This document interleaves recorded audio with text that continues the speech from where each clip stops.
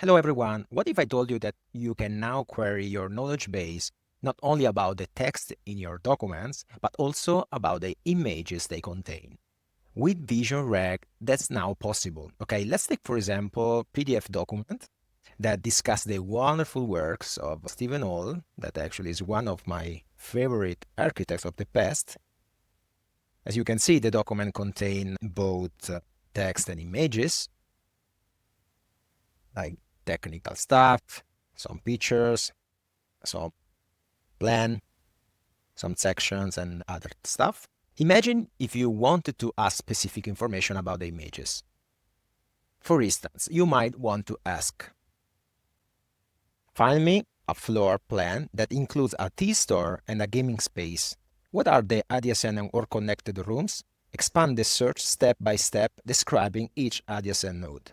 Okay, so we are asking the system to find this specific picture because it has the tea store and the gaming space. So this is actually the hook that it needs to find the image. So the tea store and the gaming space is going to get the similarity between the embedding of the image, taking this semantic meaning here, and after got the image is going to give us a specific answer. This is a complex answer actually because you need to explore the plan, you have to explore the drawing, and step by step explain how the space is structured. So let's see how it works. Here we go. We got our answer. That is pretty long. A lot of informations. So the floor plan provided in the image context includes a T-store and a gaming space. Based on the labels on the floor plan diagram, the T-store is identified as a 15th floor. That's correct. T-store. And gaming space is identified as 16th floor gaming space. That's wonderful. It means that it got the correct image, okay? Let's see how it analyzes. These two rooms are located in the upper left section of the detailed floor plan. That's correct. Here are the adjacent or connected rooms, expanding step by step from each of the requested rooms. So starting point, 50th floor, T-store, directly adjacent. Gaming space, okay. Corridor passage towards design store and bookstore. Exactly, that's correct. 15th floor, design store and bookstore. Here we go. They are here. Expanding further from the design store, bookstore area, architecture gallery labeled as 8 architecture gallery. And is here. Exhibition space art gallery connected to the architecture gallery. That's correct. And we have a bar cocktail lounge, 12th floor. That's correct. So actually it analyzes all this part. And is going to evaluate the other direction. So starting point, 60th floor gaming space, directly adjacent, we get the T-store, bridge entry lounge, correct. Health food store, correct. So on, all the other adjacent spaces. That's great, fantastic. So we see this is a demonstration that our Vision Rag work properly, okay? Let's try another example. So we're asking to the model something like this. Describe a floor plan of an apartment that includes Alvaro Sisa's dining chairs. Another good architect. So what we want actually is we want the system identify this specific image, how we can understand that this is Alvaro Sisa chairs from this text here. The model apartment is equipped with custom light features, dining chairs by Alvaro Sisa. We expect that the Vision Rag take the right pictures from the semantic from this text and describe this image. Actually, this is not a text because it is an image. So it's going to embed the image and understand the text. And let's see how it answers. Okay, we got our answer. The provided image display a typical apartment floor plan, specifically is illustrating one with the diagonal views across ink space. So that's it tells us actually that it got the right image, okay? Because you see the red diagonal. This apartment layout is designed to create an open and interconnected living experience. Upon entering the apartment through the entry 1, correct, one finds a bedroom 2 to the right, which has access to an adjacent bathroom 8 correct. This is a bathroom. It's not written here. Actually, it's difficult to understand. Maybe it can be like a little deposit here. But actually, it's a bathroom because there is the legend here that tells the model that is a bathroom. And here we go on the left side of apartment, the master bedroom 3. That's correct. And so on. That's another good answer. Let's try another experiment. We want to ask something like simpler, but that need to understand the image deeply. There is a photo showing a kitchen with red chairs. I can't remember what color the sofa is. Could you help me? So actually we're asking to the system to actually find this specific image. That's the image. We are asking to match the image based on the keyword kitchen and the red chairs in the image. So we just want to see if the model can answer about the color of this sofa that actually is black. Let's see if it works. So query is the 3. Okay. Let's see. I'm so curious about that. In the photo showing a kitchen with red chairs, the sofa is located in the living area to the right side. That's correct. The sofa is a very dark color, appearing to be dark gray or black. Fantastic. Image source. We use just one image, Steven All spoken, and it gives us also the URL of the image. Actually, I set this system to give just the first top K, okay, just one top K for the images. It means that it's really precise to get the right image. We will see later, discovering the code, how this system works. Yeah, maybe sometimes you also need to get information looking at complex charts packed with the financial and business data, and you just want to know something specific. Let's try this case. We want to know, for example, what will Tesla's net profit be without interest expenses? Okay. Actually, I ingest different pictures with different charts. And this is the pictures. Accenture, Google, Nike, Tencent, and Tesla. And also all the other picture that we saw before from the Steven All documents. So the vector database actually contains all those images. So the first step of this query is to identify this image from test insights. Let's try. Okay, that's the answer. Based on the Tesla Q1 FY25 income statement provided in the image, the current net profit is 0.4 billion, and is correct, as you can see here. Net profit without interest expenses 0.4 plus 0.3 is 0.7 billion. That's correct, because actually you see the interest here. That is 0.3 billion. And it gives us the right answer. How many times you lost hours of your life wrestling with OCR systems, trying to extract tables into structured formats, or struggling to read analytical data from charts and other visual elements? So the problem is that until now, you've always tried to convert images into text. But images aren't just text and should be treated as images. So the idea behind the Vision Rag is beautifully simple. Store images in a vector database as embeddings. Okay, so are you ready to see how it works? So let's dive in. The Vision Rag now is possible thanks to the new Cohere Embed V4 model, which has been trained to create image embeddings that encapsulate textual semantic meaning, so making it possible to evaluate semantic distance between text and images. Today I show you how to build a hybrid Vision Rag system that integrates both the text retrieval and image retrieval. We will use semantic chunking with OpenAI embeddings for text processing, while leveraging Cohere's multimodal embeddings for images. The system stores everything in PostgreSQL with vector similarity search capability using the plugin pgvector, allowing you to query both textual content and visual information simultaneously. So whether you are dealing with floor plans, architectural stuff, financial charts, technical diagrams, or any visual data, this approach will revolutionize how you interact with image-based knowledge. So We'll also explore how to process PDFs by converting each page into a full image, capturing layouts and visual relationships that traditional text extraction would miss.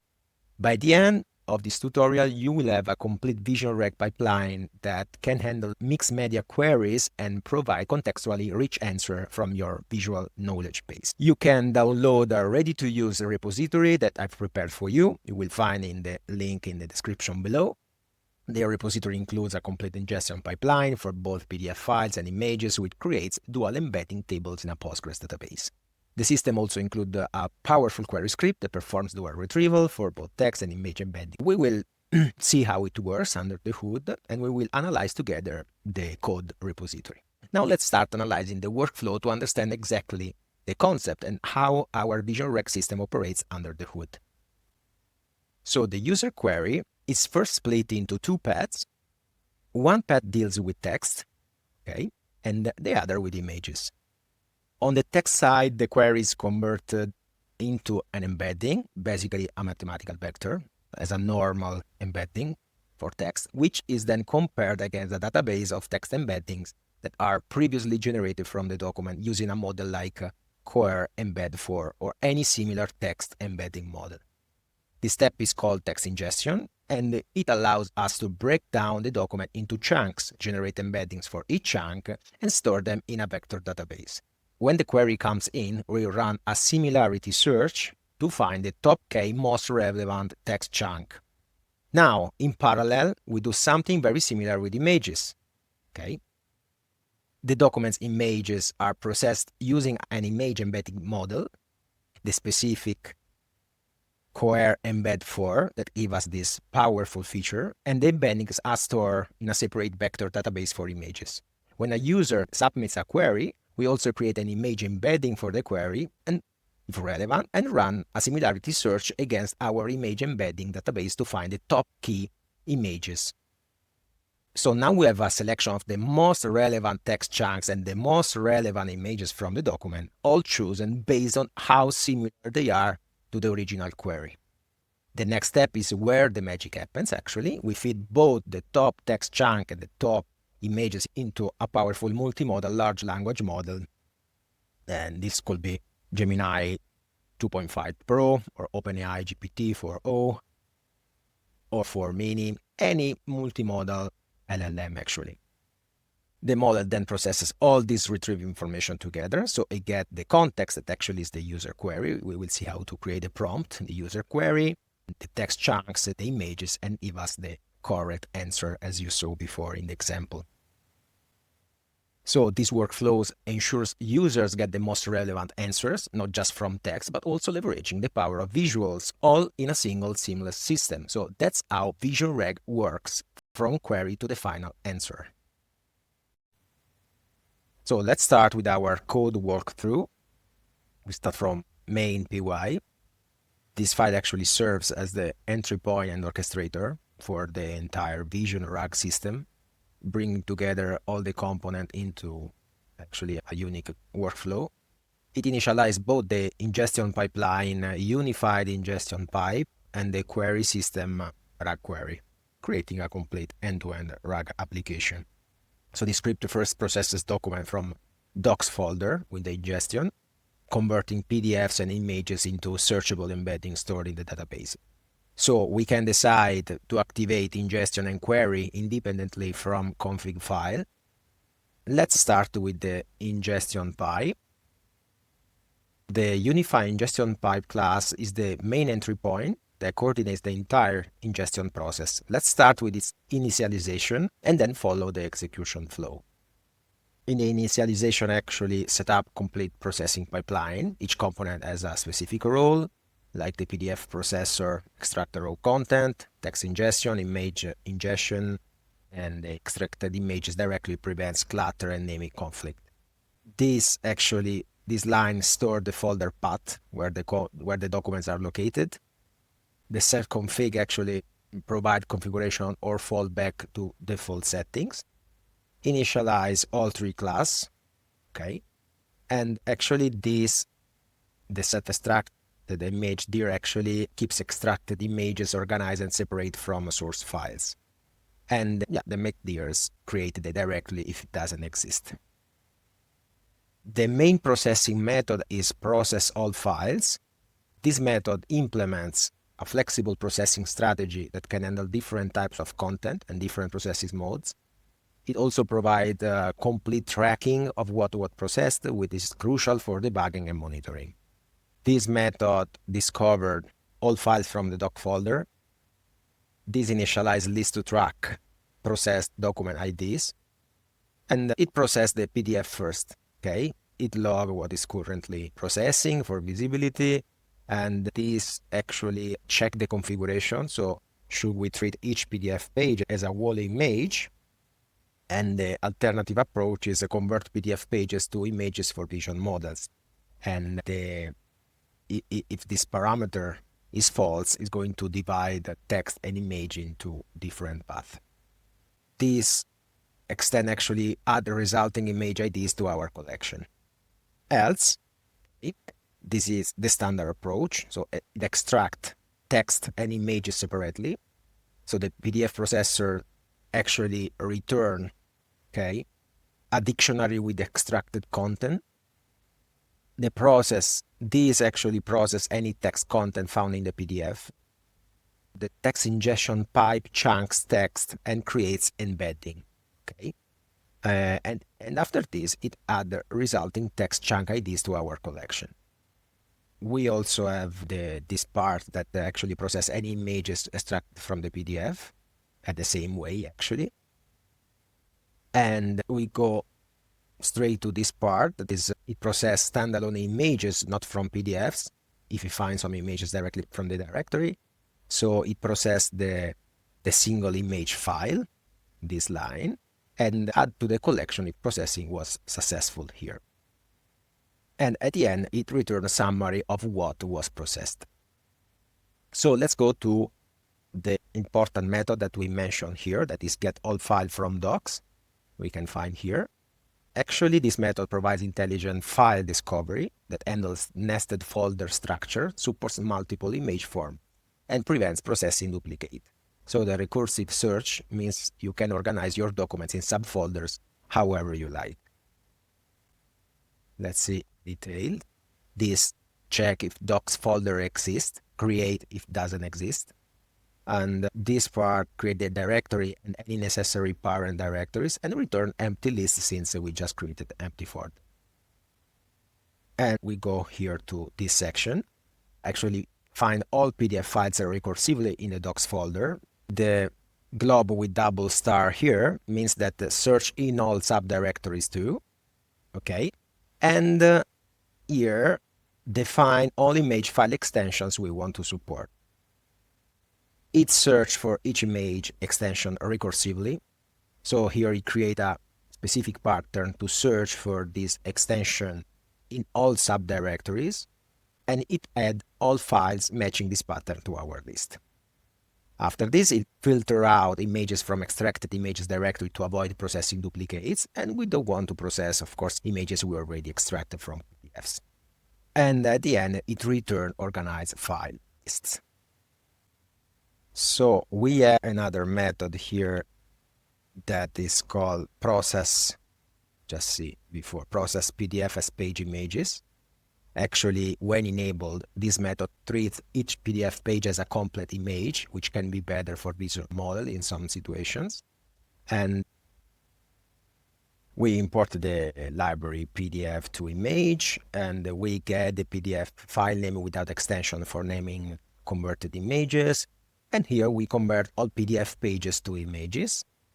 Actually, 200 DPI provide good quality for visual models, and is recommended value. We go to this point that we process each page individually. We create the descriptive file name for this page. You can change it, but this is the default. And it save in extracted images directory. Save the page image to disk and process this page image through the image pipeline. And at the end, it actually add the results if processing was successful. If not, it logs some error. So actually, the alternative processing mode is crucial for documents where the layout, formatting, or visual elements are as important as the text content. So sometimes we don't want to separate the text and we want to embed the wall as an image. Of course, vision models can understand it better. We need a more computational power, but depend on the specific situation.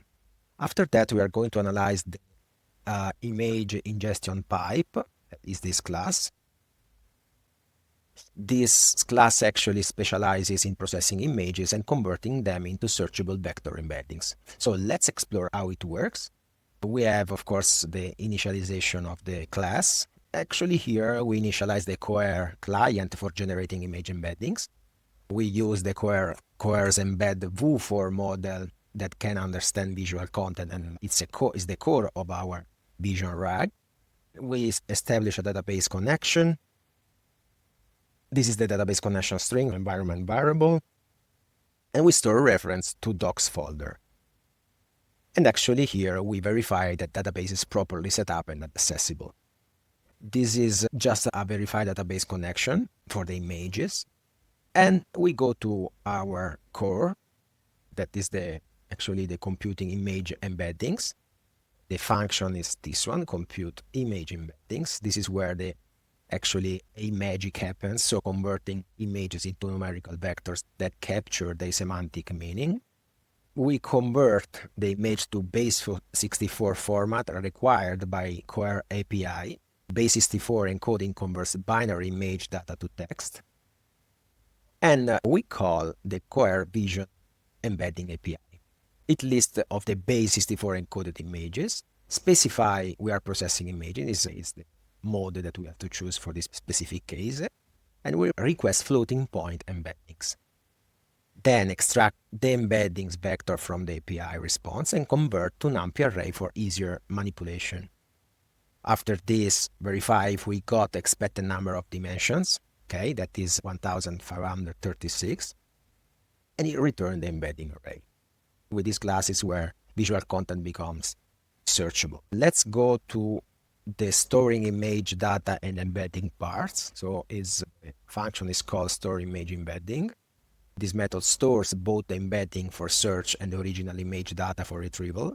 So the base64 storage means that complete image can be retrieved without needing the original file, making the system self-contained. If we analyze the function, we get an initial part where we connect to database and register vector type for pgvector. It enables this part, the vector operations. And here with this SQL string, we are going to insert all image data and embedding into the database. We have the original file name, the full path to image, their source file, the base64 encoded image data, the image format, and the vector, and add also additional metadata as JSON. Here we get the auto-generated ID for this record. We commit the translation to make changes permanent. And after this, we clean up database connection and return at the end the document ID as a string. The next important method that is sequential from our class is the process image. And this method handles the complete image processing pipeline from reading the file to storing searchable embeddings. So the metadata preservation means you can filter searches by file name, type, or source, while the base64 storage ensures the images can always be retrieved. So also talking about the logics here, the first part, this line extracts just the file name for storage. It reads the entire image file as binary data and converts binary data to base64 text encoding with this line. After this, we determine the MIME type based on file extensions, and this tells the application how to display the image actually. Okay, and we generate the embeddings in this part using the Cohere's vision model, and we check actually here if the embedding generation was successful. We just skip and return none if it's false. And at the end, we create a metadata dictionary with useful information. We store the embedding in the database here. So we log success and return document ID. We can see now the process images method that actually is a batch processing that maintains the same reliability as single image processing while handling multiple images efficiently. it continues processing even if individual images fail. We process each image individually, as you can see here, call single image, process image, and add to result list if processing was successful. Let's see the text ingestion pipe. That is the other class. Actually, this class handles the task of converting text into searchable, semantically meaningful chunks. This is where text actually becomes truly intelligent. So the pipeline is composed with those steps. So the first one is the initialization. So provide configuration or fallback to default. Also here a database connection actually is similar to the other class. It initializes OpenAI embeddings for text processing. So we are going to use this model.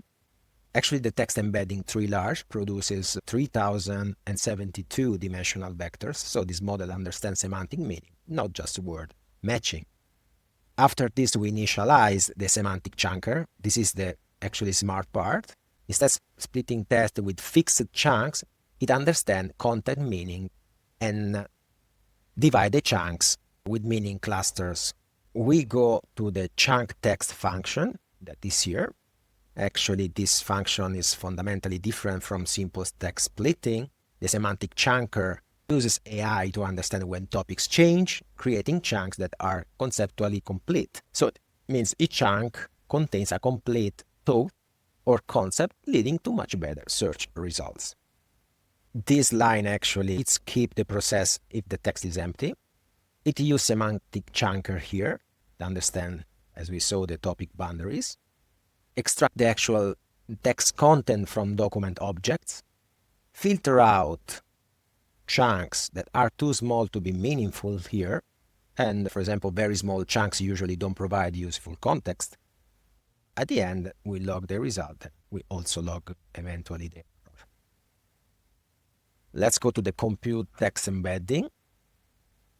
So this function captures semantic meaning in a way that enables intelligent search. So similar concept will have similar vector representations, even if they use completely different words. We actually use OpenAI's embedding model to convert text to vector, convert here for consistency, and verify that actually we got the right embed. And that's all for this method.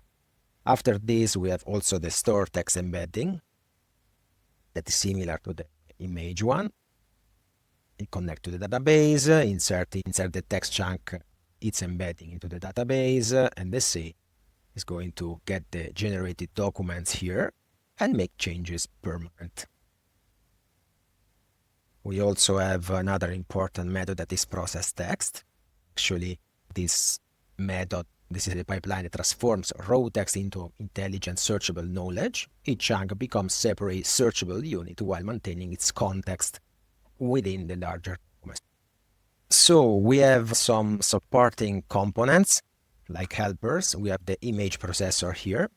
This actually is a utility that ensures images are properly formatted for AI processing.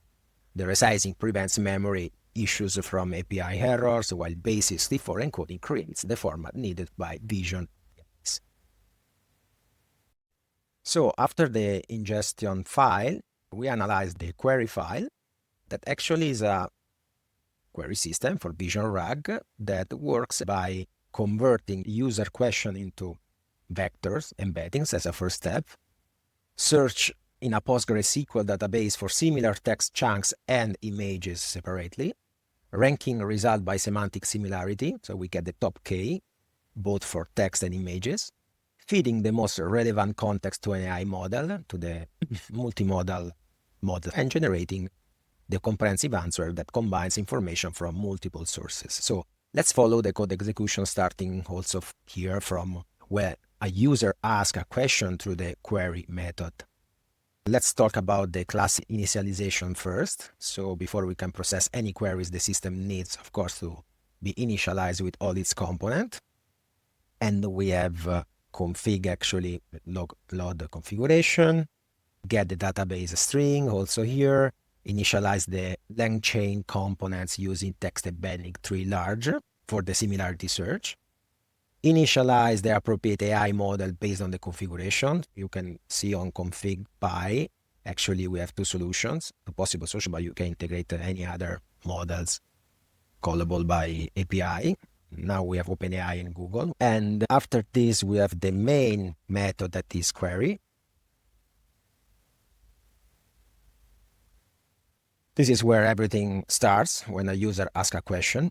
And this method orchestrates the entire RAG process. It's the conductor of our AI query workflow, coordinating actually retrieval and generation to produce the answers. It's composed, actually, we log just the question at the first step. Then we search for similar text chunks here in our knowledge base. The same, we search for similar images in the other knowledge base. We configure for both the text top K and image top K. And the next step, it checks if we found any relevant content. If nothing is relevant was found, return a null results. Next step, it generates a comprehensive answer using both text and image context. And the final step actually returns structured response with the question, answer, and all context used. Let's explore the search similar text and search similar images. We start from a similar text. Actually, this is where the semantic search happens. Instead of keyword matching, we are comparing the mathematical meaning of the question against stored content, finding relevant information even when exact words don't match. That's why we use the embeddings, actually.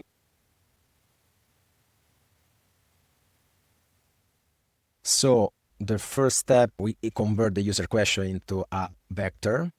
Okay. It actually is a sort of quality check, ensure that we have the expected vector size. We connect to the database here. We create a cursor for executing SQL commands and getting results as dictionary. We execute the vector similarity search using SQL. We can use this operator thanks to pgvector. We fetch all the matching results from the database and we clean up the databases the same way as before. Actually, pgvectors return distances, okay? It means lower distances, more similar. So we convert actually to similarity scores. So higher is more similar for intuitive understanding. That's why we apply this operation 1 minus the result distance. Similar things we do also for the images. We initialize the query client. Okay. We use the embed for model. We generate embedding here for the question using query. So the input type is search query that optimizes the embedding for search scenario. Extract the numerical vector. Also here we have a quality check for the vector dimension. We connect to vector database and we execute the vector similarity search on the image using the embedding we just create. And at the same way we execute, and at the end we create the distance, and also we return similarities. We get into the generate answer step.